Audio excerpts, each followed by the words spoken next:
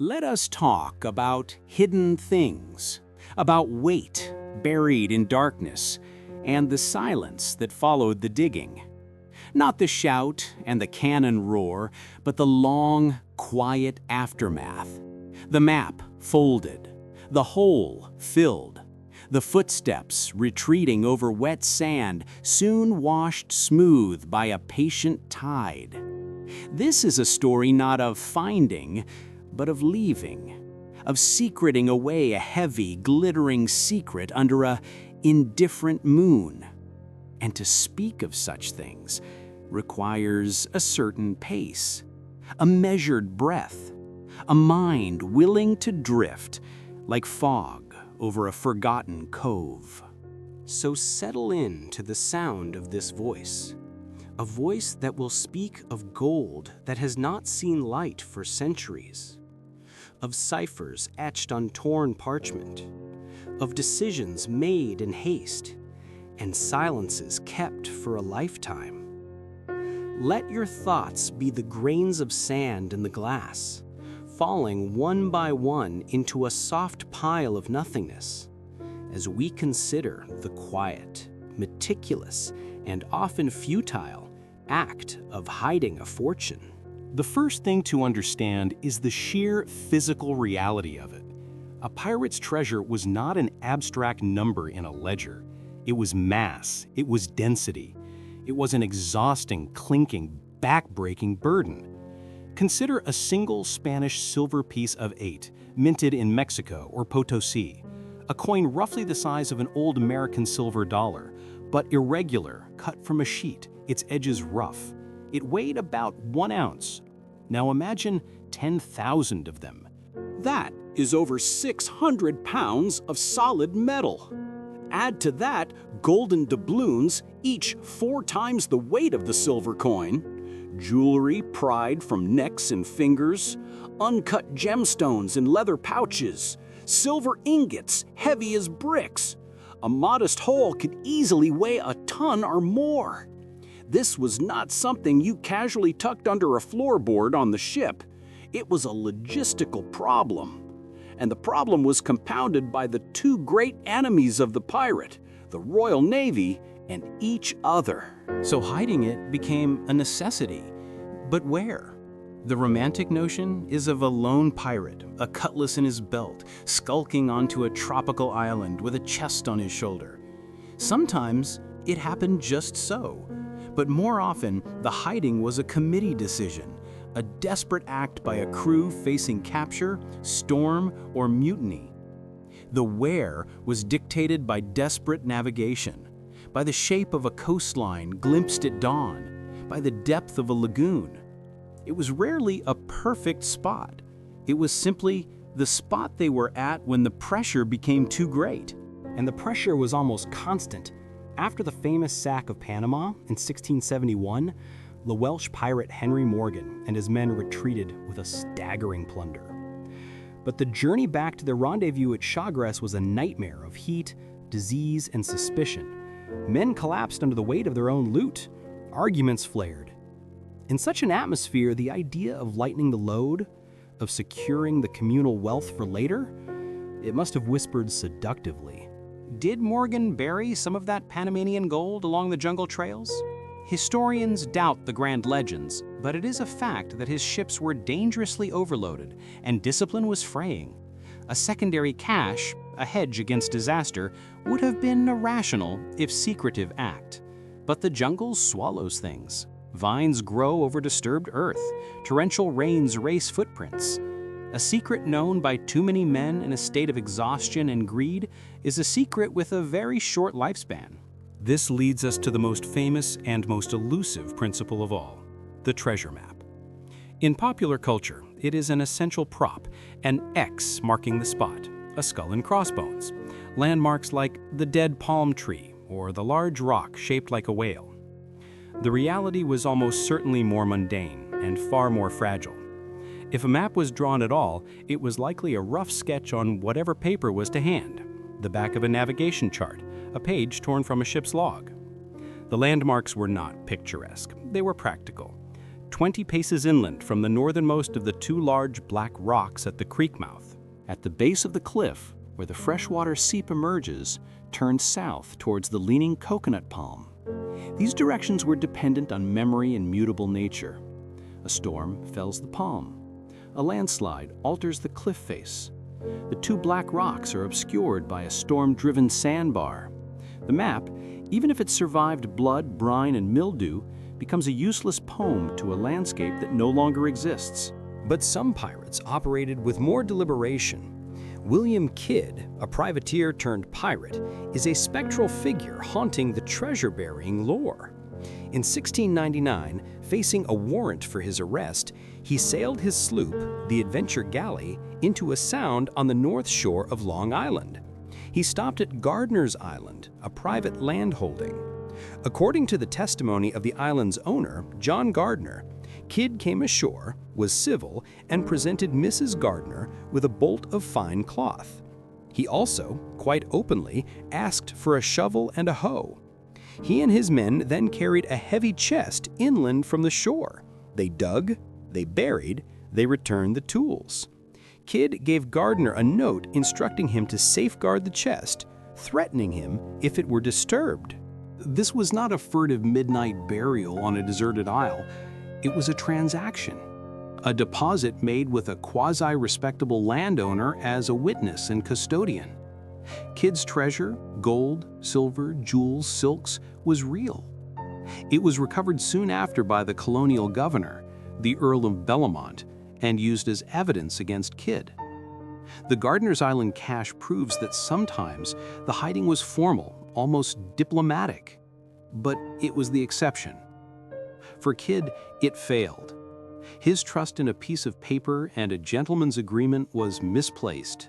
His treasure was dug up, inventoried, and became a footnote in the ledger of his condemnation. The true masters of obfuscation were not the lone wolves, but the communities built on piracy. Consider the legendary Captain Samuel Black Sam Bellamy and his consort ship, the Mary Ann, piloted by Palsgrave Williams. In the spring of 1717, after a season of rich takings in the Caribbean, they worked their way north up the Atlantic coast, perhaps aiming for Cape Cod. Bellamy's flagship, the Whydah galley, was massively overloaded with plunder, over 180 bags of gold and silver coins from more than 50 different ships, along with indigo, ivory, and sugar. It was a flying treasury. Then, on the night of April 26, 1717, a ferocious nor'easter caught them off the coast of Wellfleet, Massachusetts. The Whydah was driven onto a sandbar, pounded by breakers, and broke apart. Bellamy and most of his crew drowned. The treasure was scattered across the ocean floor. For over 260 years, it lay hidden not by design, but by catastrophe. Its hiding place was not marked by an X, but by the chaotic geometry of a shipwreck. A splintered hull, a smashed chest, tons of sand shifting with every storm. When explorer Barry Clifford finally located the wreck in 1984, he found coins and artifacts not in a neat pile, but for miles along the seabed. This was nature's version of hiding, absolute, impartial, and tremendously effective. The storm had performed the ultimate act of security, scattering the hoard so completely that only a systematic technological search decades later could begin to reassemble it. Then there is the tale of Olivier Levasseur, known as La Buse, the Buzzard, a French pirate who terrorized the Indian Ocean in the early 18th century. He was finally captured and hanged in 1730. As the legend goes, standing on the scaffold with the noose around his neck, he tore a necklace from his throat and flung it into the crowd, shouting, "Find my treasure, you who can understand." Attached to the necklace was a cryptogram, a sheet of parchment covered in complex codes and symbols. For nearly 3 centuries, this document has tantalized hunters. It is the apotheosis of the pirate mystery, not just a hidden location, but a hidden location protected by a puzzle. The cryptogram, if genuine, does not point to a simple hole in the ground. It suggests a hiding place of architectural or natural complexity, perhaps a cave system on the island of Mahé in the Seychelles, requiring precise alignments of landmarks, measurements in ancient units, and an understanding of Greek mythology. Levasseur was an educated man. Such an elaborate ruse is not impossible. But here, the hiding is not in the earth, but in the mind. The treasure is locked behind a door of intellect, and the key is a sequence of symbols that have, so far, resisted definitive decoding. It is a ghost story written in cipher. We must also speak of the swamps. The mangrove forests and brackish marshes of the Carolinas, the Gulf Coast, and the Caribbean were not just navigational hazards, they were perfect vaults. The dense, tangled roots made penetration difficult. The soft, sucking mud could swallow a chest whole in a matter of years. The air, thick with salt and decay, would quickly corrode metal and rot wood. But the anaerobic conditions of deep mud could also preserve organic materials like leather and cloth. It is whispered that the infamous Edward Teach, Blackbeard, used the labyrinthine waterways of the Carolina coast not just for ambush, but for concealment. After his infamous blockade of Charleston in 1718, where he held the city hostage for a chest of medicines, his ship, the Queen Anne's Revenge, was needing care. He deliberately ran it aground near Beaufort Inlet. Was this merely an accident of navigation, or a deliberate act to disperse his crew and perhaps offload some of his accumulating weight before seeking a pardon? We know he had time between the grounding and his final battle to make arrangements. A small boat, laden with heavy sacks, slipping up a silent, dark creek into a mosquito-haunted swamp? It is a scene that requires no embellishment. It feels historically plausible. When Blackbeard was killed later that year by Lieutenant Robert Maynard, only a small amount of treasure was found on his person and his remaining ship. The bulk of his plunder, if it existed as a consolidated hoard, was never accounted for. The swamp keeps its secrets well. It does not give up maps, it consumes them. And what are the islands? The names ring like bells in the treasure hunter's mind. Cocos Island off Costa Rica, Oak Island in Nova Scotia, the islands of the Virgin Keys and the Bahamas. They offer the classic promise: isolation, identifiable landmarks, and a million places to dig. Cocos Island is perhaps the most credible. A remote, uninhabited volcanic island, shrouded in rainforest, it was a known stop for pirates and privateers to take on fresh water and repair their ships. The most persistent story links it to a vast treasure looted from Lima, Peru in 1820 by the English sailor Captain William Thompson. As Spanish loyalists fled the advancing forces of Simón Bolívar, they allegedly entrusted Thompson with a cargo of unimaginable wealth: gold statues, jewels, coin, to take to Mexico for safekeeping. Thompson predictably turned pirate, murdered the guards, and sailed for Cocos Island, where he and his men buried the treasure. He was later captured, and though most of his crew were hanged, he and one other offered to lead the Spanish to the loot in exchange for their lives. They went to Cocos, then allegedly escaped into the jungle. Thompson died without revealing the site.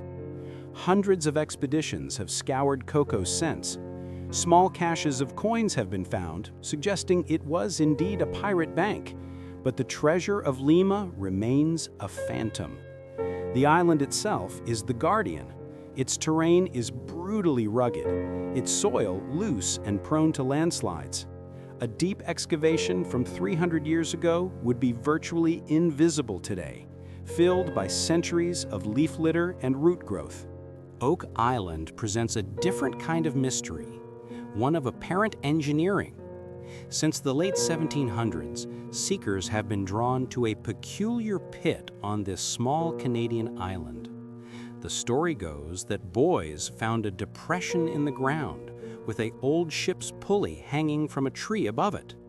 They dug, discovering layers of logs at regular intervals, charcoal, putty, and even a stone inscribed with mysterious symbols, now lost.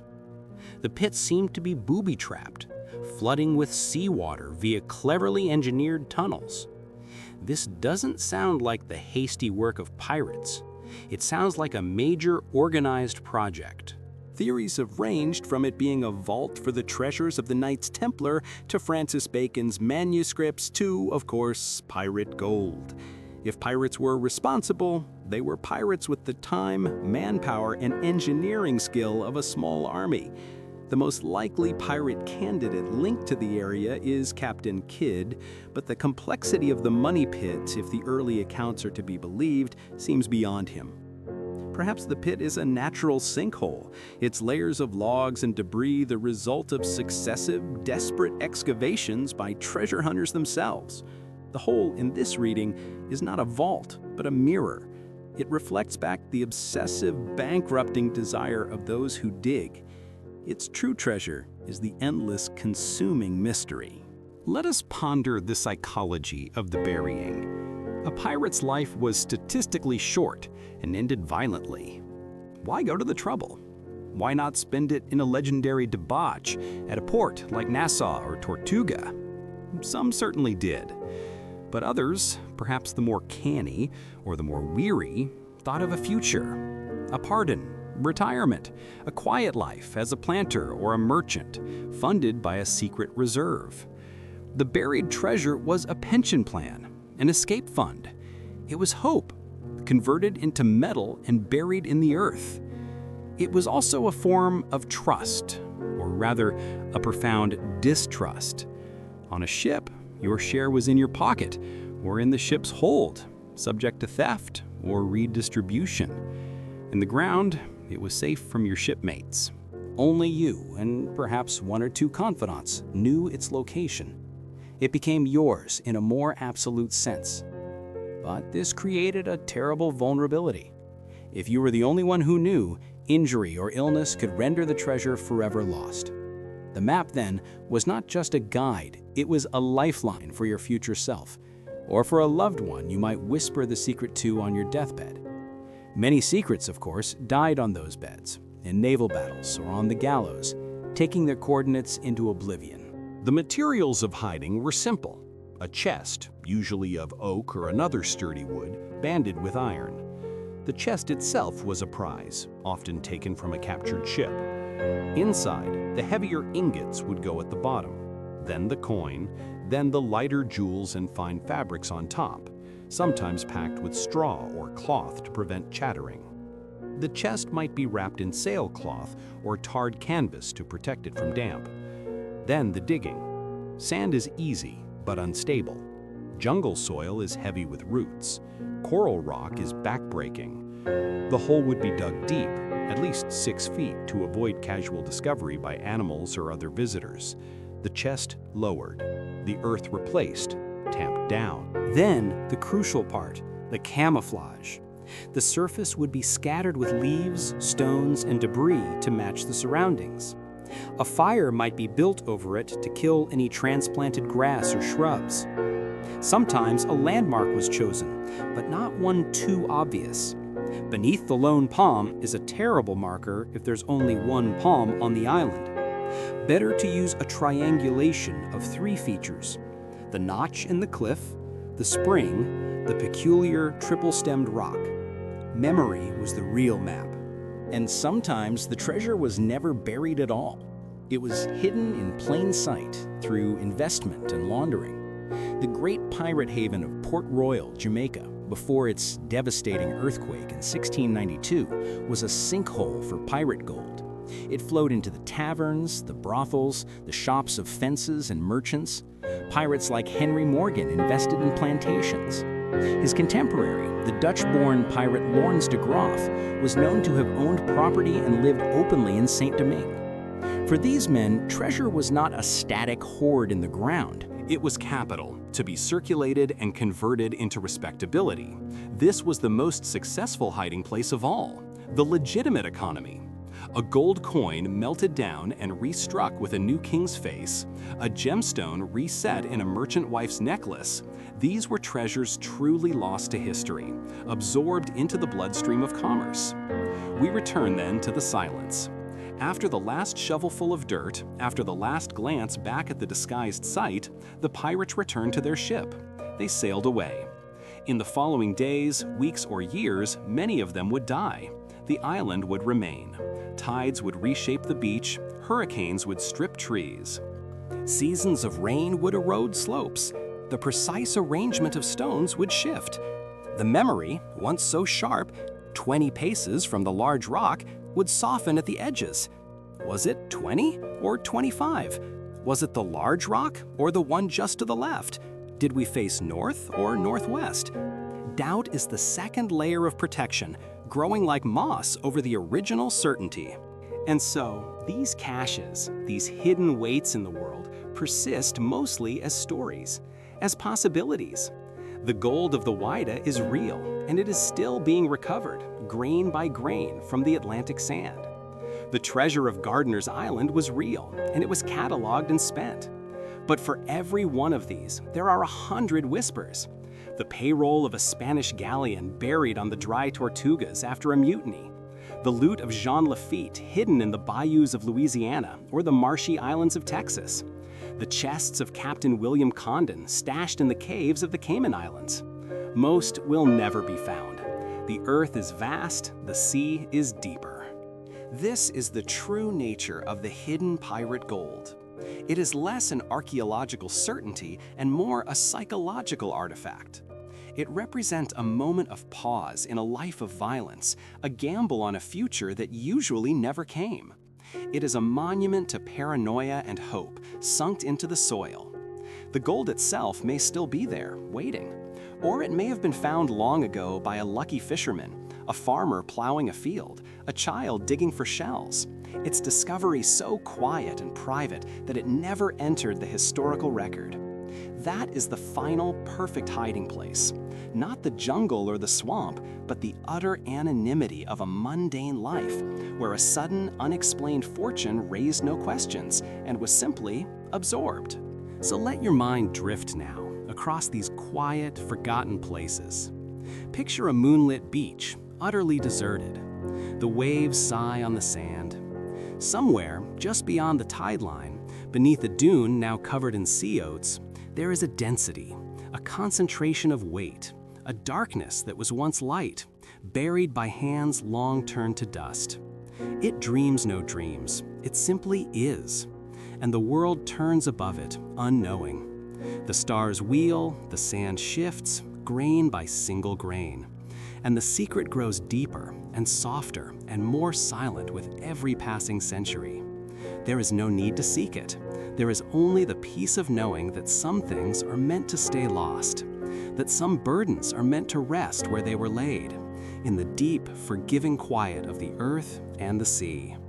Continue with this slow, descriptive monotone, detailing more specific legends, the geology of hiding spots, the chemistry of corrosion, the history of specific pirates and their likely haunts, always returning to the themes of silence, weight, patience, and the slow erasure of time.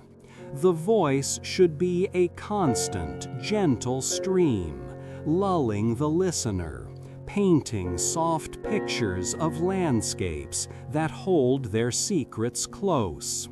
The goal is not excitement, but a profound, mesmerizing calm, a journey into the idea of permanent, restful hiding.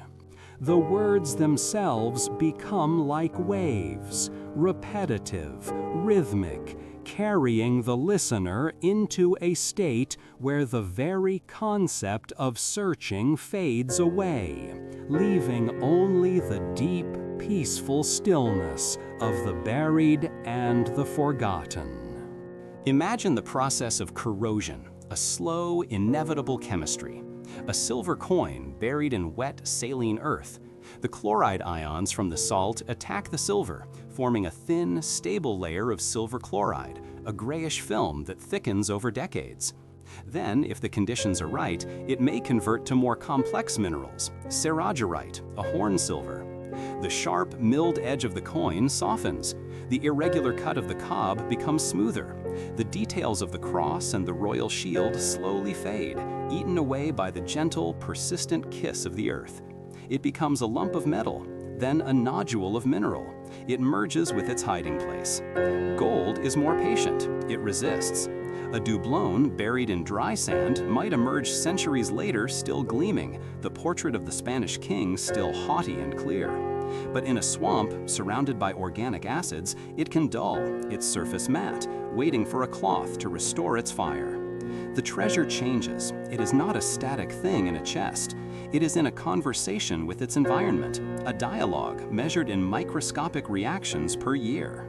Consider the chest itself. Oak is strong but not immortal. The iron bands, meant to strengthen it, become its weakness. They rust. The rust expands, cracking the wood around the rivets. Shipworms, if the chest is buried too close to the intertidal zone, might find it. Fungi in the soil feed on the cellulose. The leather straps holding it together dry, crack, and disintegrate. The chest, over a century or two, collapses in on itself. The weight of the earth above presses down. The coins settle, spreading slightly into the surrounding soil. They become less a contained hoard and more a rich layer, a metallic stratum in the geology of the spot. An archaeologist, finding it, would not lift an intact chest. They would carefully brush away soil to reveal a stain in the earth, a concentration of blackened wood fragments and green corrosion products, with the shapes of coins emerging like fossils from stone. The maps, if they survived the fate of their makers, faced their own trials. Paper is fragile. It rots in humidity. It is eaten by insects. Ink fades. A folded map, carried in a pocket, wears along its creases, the very lines of the root disintegrating first. A map sealed in a bottle and buried might survive better, but the glass could crack from frost or root pressure. The best hope for a map was to be copied, passed from hand to hand, each copy introducing errors. A pace might become a step.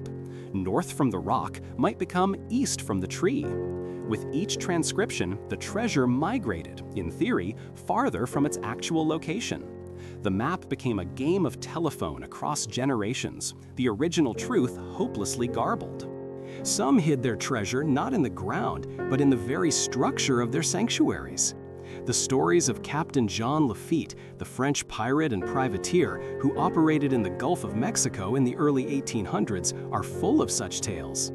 His supposed headquarters on Barataria Bay, south of New Orleans, was a maze of waterways and hidden lagoons. It is said he built a house on Grand Terre Island with a trapdoor under the hearth, leading to a cellar where goods were stored. After the Battle of New Orleans in 1815, for which Lafitte and his men were pardoned for their aid to Andrew Jackson, Lafitte's influence waned. He eventually moved to Galveston Island in Texas, establishing a new colony he called Campeche. Here, the legends intensify. Hidden rooms in his house, Maison Rouge, tunnels dug beneath the island, caches buried among the dunes. When the U.S. Navy finally forced him to leave in 1820, he set fire to his settlement and sailed away. Did he leave treasure behind? It is plausible. He had wealth and his departure was abrupt. But Galveston is a flat, sandy island, frequently scoured by hurricanes. Any tunnels would have collapsed. Any markers would have been obliterated. The treasure, if any, would have been scattered or sunk deep into the waterlogged sand. The hiding place, in the end, was not a precise spot, but the entire shifting geography of the island. There is a quieter, sadder kind of hiding, the treasure of necessity. A pirate, wounded and dying, alone on a beach after a shipwreck or a marooning. He has with him only what he could carry, a pouch of coins, a few pieces of jewelry. Knowing he will not survive, he still performs the ritual. He digs a small hole, perhaps with his hands or a piece of driftwood. He places his meager wealth inside. He covers it. He marks it in some way only he could understand. A stack of 3 stones, a notch on a particular tree. It is not a grand hoard for a future king's ransom. It is a last stubborn act of ownership, a refusal to let the sea or the islands take everything. He dies. The stack of stones is knocked over by a wild hog. The notch in the tree heals over, leaving only a faint scar. The secret dies with him, a tiny, pointless monument to an ended life. There must be hundreds of such tiny, pathetic caches scattered across the thousands of islands of the Caribbean and the Indian Ocean. Their value is negligible. Their stories are utterly lost. They are the smallest, quietest secrets of all. Let us think about sound, or the lack of it. The act of hiding treasure is one of the quietest things a noisy, violent man might do. The thud of the chest on the sand, the scrape of the shovel, a grating, rhythmic whisper, the patter of dry soil falling back into the hole, the final soft compression as the earth is stamped down. Then the wind in the palms, the distant crash of surf, the cry of a night bird. The treasure is now part of the sonic landscape of that place, its own small noise forever finished. It enters a realm of pure listening. It does nothing but endure the sounds above it, the rustle of animal feet, the drip of rain, the groan of tree roots. For centuries, it hears no human voice. Then, perhaps, one day, the scrape of a different shovel, a metallic tink, a gasp, or, more likely, nothing at all. The silence remains unbroken. The light, too, changes.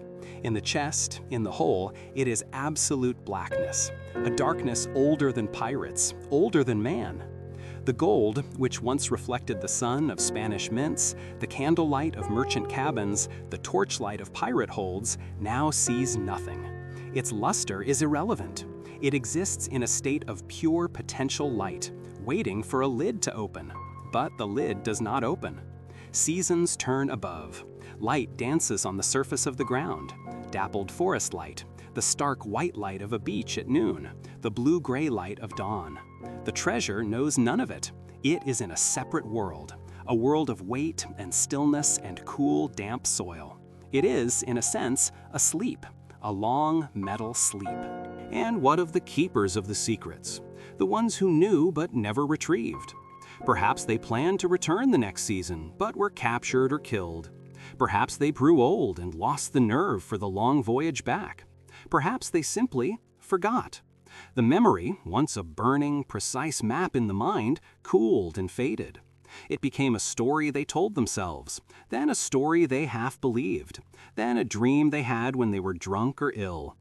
I once buried a chest on an island with a peculiar-shaped mountain.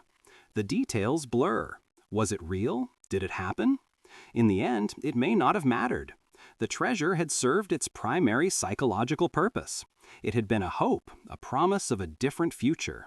The having buried it was sometimes more important than the ever retrieving it. It was an anchor they had dropped in the world, a proof that they had once been rich and free, even if they could never be again. We can extend this imagining to the very insects that crawl over the burial site. An ant colony building its mound directly over the chest. The ants, in their minute, tireless industry, move grains of soil. They feel the vibration of the buried wood, the impermeability of the metal, but it means nothing to them. It is simply part of the landscape, an obstacle to tunnel around. For them, the treasure is a hill of impenetrable stone. They have their own treasure, the seeds they store, the aphids they herd. Their world is built upon a world they cannot comprehend. A metaphor, perhaps, for all treasure hunting. We scurry on the surface, interpreting signs, digging where we think the giants of the past left their leavings, unaware of the true scale of their actions or the depth of time that separates us. The water table rises and falls. In a wet season, the chest may be submerged, groundwater seeping through the seams, cradling the metal in a cold, dark bath. In a dry season, the earth contracts, pulling away slightly from the wood. This cycle, repeated for hundreds of years, works the chest like a slow geological hand, weakening it, inviting rot. The treasure is not in a stable tomb. It is in a dynamic environment, subject to the deep, slow rhythms of the planet. Think of the pressure. At a depth of 6 feet, the weight of the overlying soil is considerable. It presses down evenly, patiently. It seeks to compact everything, to remove empty spaces. The air pockets in the chest are the first to go, slowly forced out. The wood, under constant strain, begins to deform. It creaks infinitesimally, a sound no one hears, a movement no one sees. It is a private, eternal collapse. Sometimes, the hiding was an act of pure defiance, a pirate taken prisoner knowing he would hang. He is interrogated about his wealth. He smiles, a gold tooth gleaming. He tells a tale. He gives a false map, sending his captors on a wild goose chase to a barren cay. He takes the real location to the gallows with him. His last thought is not of God or mercy, but of satisfaction. They will never have it. It is mine, still. In this scenario, the treasure becomes a weapon, a final act of spite. Its value is transfigured from monetary to psychological. It is a curse he leaves on the world. The knowledge that a fortune exists but is forever out of reach, a perpetual itch that cannot be scratched. Then there are the collective legends, the ones that attach to a whole region. The Money Pit of Oak Island is one. The Lost Dutchman's Mine in the American Southwest is another, though not pirate-related. These stories take on a life of their own. They become cultural possessions, attracting new generations of seekers who add their own layers of theory, their own failed excavations, their own heartbreaks. The original truth, if there ever was one, is buried under centuries of speculation, fraud, and obsession. The treasure is no longer gold, but the myth itself. It pays its dividends in books, documentaries, and tourist visits. It is a different kind of hiding, in plain sight as narrative. Let your breathing match the slow pulse of this history, in and out, like the tide over a buried chest. In, bringing the oxygen of stories and possibilities. Out, carrying away the silt of doubt and time. Each breath a gentle wave, each wave a century passing. The gold does not breathe, it waits. It is the still point in the turning world of your thoughts. Your mind is the island now. Your memories are the landmarks. And sleep is the soft, forgiving earth that slowly covers everything, blurring the edges, softening the details, granting a profound and peaceful rest to all that is frantic, all that seeks, all that desires. Let the search be over. Let the digging cease. There is only the weight of the blanket, like the weight of the soil, and the cool, dark, quiet comfort of being utterly and finally hidden. Continue in this vein, describing more islands, more pirates, like Stede Bonnet, Charles Vane, Anne Bonny, Calico Jack Rackham, always focusing on the aftermath, the hiding, the silence. Describe the texture of sand versus clay versus coral, the difference between hiding in a temperate climate and a tropical one, the role of birds and animals in disturbing sights, the mathematical improbability of ever finding a specific cache. Weave in more real facts, the design of Spanish coins, the sailing routes of the Manila galleons, the layout of Port Royal. But always return to the central soothing themes: depth, darkness, weight, patience, and the gentle, inevitable victory of nature over man's fleeting schemes. The voice should never rise in excitement. It should be a river of fact and meditation, meandering slowly toward the sea of sleep. The final minutes should be almost purely repetitive, like a lullaby, lulling the listener with the same images of soft earth, silent metal, and starry, indifferent skies above empty, forgotten shores. Consider the limestone caves of the Caribbean, their walls cool and damp, their floors littered with the bones of extinct creatures, a natural vault. A pirate with a flickering torch ventures deep into the throat of such a cave. The sound of the sea fades, replaced by the drip of water and the echo of his own footsteps. He finds a side chamber, a niche carved by ancient water. He places the chest there. He marks the wall with a crude symbol, a circle, a cross, perhaps his initials. He leaves. The torch smoke stains the ceiling. Years later, an earthquake shifts the rocks, sealing the entrance. The symbol is now in utter darkness, behind tons of stone. The cave becomes a geological lockbox. The treasure is not buried, it is entombed. It becomes a fossil of human greed, surrounded by fossils of nature's past. It is one with the mountain. There is a pirate whose story is less about gold and more about the sheer scale of his hidden plunder. He was not a Caribbean rover, but a raider of the South China Sea. Chiang Ai-sao, the most successful pirate in history. At the height of her power in the early 1800s, she commanded a fleet of hundreds of ships and tens of thousands of men. Her takings were astronomical: taxes extorted from coastal towns, ransoms for ships, the loot of countless vessels. When she finally negotiated a surrender with the Chinese government in 1810, she did so from a position of strength and was allowed to keep her wealth. Where did it go? It was absorbed. It paid for her retirement, for the businesses of her lieutenants, for the quiet lives of her descendants. It was hidden in the most brilliant way possible, converted into legitimate power, influence, and property. It disappeared into the fabric of society. No maps were needed. The treasure was not a static hoard, but a flowing river of capital that simply changed its course from piracy to peace. This is the ultimate fate of most acquired wealth, even ill-gotten. It dissipates, it transforms, it loses its story. But let us return to the small personal secrets. The sailor on a pirate ship was entitled to a share. After a successful prize, he might have a small bag of coins, his lay. This was his personal treasure. On a long voyage with untrustworthy mates, where could he hide it? Not in the ground, for they were at sea. He became ingenious. He might hollow out a belaying pin, seal the coins inside with pitch, and return it to the rail. He might sew coins into the lining of his jacket or the hem of his trousers. He might place them in a small pouch and wedge it deep in the ballast stones in the bilge, a place no one would voluntarily go. His treasure was hidden in the very architecture of his daily life. It was always with him, or always within reach. Its security depended on his cunning and his silence. If he died, his secret hiding place died with him. His small fortune might be found years later by a sailor on a different ship, cleaning the rails or replacing the ballast. A tiny, anonymous windfall from a ghost.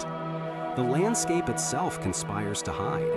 On volcanic islands, new soil is born from ash and decay, a layer a few millimeters thick each year.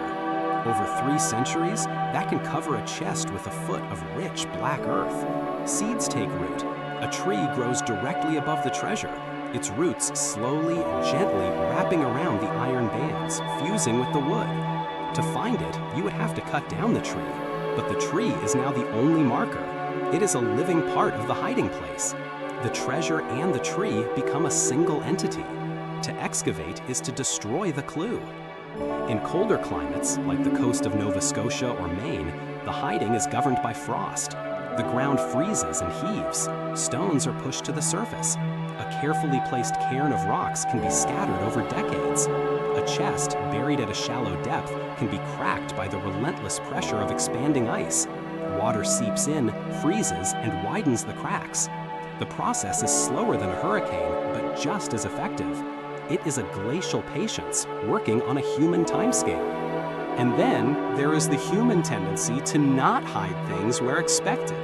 The stories always point to islands, but what about the mainland? A pirate sailing up a great river, the Mississippi, the Orinoco, the Gambia. He goes miles inland to a place no other sailing ship can follow. He buries his chest on the bank of a freshwater tributary beneath a massive ancient tree. He marks the tree. He returns to the sea. The location is not on any chart. It is beyond the horizon of saltwater mines. The tree stands for another 100 years, then is felled by lightning or a settler's axe. The river changes course slightly, silting over the bank. The coordinates exist only in a memory that is now dust. The treasure becomes part of the river's floodplain, a scatter of coins waiting for a plow. We must also speak of falsehood, the deliberate planting of clues to mislead. A pirate captain, distrustful of his crew, might create an elaborate ceremony of burial on a prominent beach under the full view of everyone. They bury a chest filled with rocks or lead. The real treasure was hidden the night before in a swamp 2 miles away, by only the captain and his quartermaster. The public burial is theater, a safety valve for the crew's greed and curiosity. If they mutiny and dig it up, they find worthless stone. The real cache remains secure. This is hiding by diversion, by narrative. It uses human nature against itself. Listen to the sounds of hiding. The rustle of a canvas bag, the dull clink of coin on coin, muffled by cloth, the grunt of a man lifting a weight onto his shoulder, the squelch of boots and mud, the quick, sharp breaths of exertion and anxiety. Then the long, slow sounds of nature reasserting itself, the wind, the water, the calls of night creatures. The treasure is now part of that natural soundscape. Its own human noises are over. Consider the light of the moon, the traditional accomplice. It casts hard, black shadows. It turns sand silver and palms into skeletal silhouettes. It is good light for seeing, but also for being seen. A wise pirate might prefer an overcast night or the deep darkness just before dawn. He works by touch as much as by sight. His world shrinks to the feel of the shovel handle, the resistance of the soil, the outline of the hole at his feet. The treasure is hidden in a void of light, making its location even harder to fix in visual memory. It becomes a memory of kinesthetics, of how many shovelfuls it took, of the ache in the shoulders, of the particular root his blade snagged on. These are fragile memories, lost more easily than a picture in the mind. The treasure changes hands before it is even hidden. It is taken from a Spanish galleon, carried onto the pirate ship, counted out, divided. Each coin has a history. Minted in Peru from silver mined by enslaved indigenous people, stamped with the king's face, shipped across the Atlantic, perhaps lost in a storm, salvaged, spent in a Havana tavern, stolen by a highwayman, spent again. Then loaded onto a merchantman bound for Cadiz, only to be intercepted. Its journey is a saga. Then a pirate gets it. He holds it for a week, a month, then he buries it. The coin's journey pauses. Its saga is interrupted for centuries. If found, its journey resumes, now in a museum or a collector's album. The burial is just a long comma in its sentence through time. Let the weight of all this history press down on your thoughts now, not as a burden, but as a blanket. The collective weight of all the buried gold and silver scattered across the globe, from the sands of the Sahara to the coral atolls of the Pacific. It is all resting. It is all still. It is all waiting under a blanket of soil, sand, water, and time.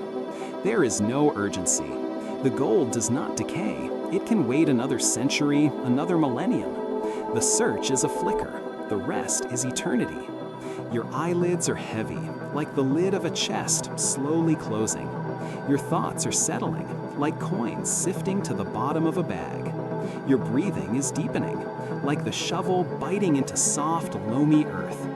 You are entering your own quiet place of rest, a place where maps are unnecessary, where coordinates are forgotten, where the only thing that exists is the deep, dark, comforting quiet. You are not searching. You are not digging. You are the treasure itself, hidden away in the perfect secret chamber of the night, safe, weighty, silent.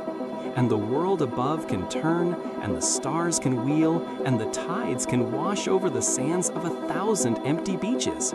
But here in this darkness, there is only peace, only rest, only the end of all seeking. Sleep now. Let go of the map. Let the X fade. There is only the soft, welcoming earth of slumber, and the gentle, endless tide of dreams washing over you, wave after slow, soothing wave, carrying you deeper and deeper into the quiet where all lost things are finally at home.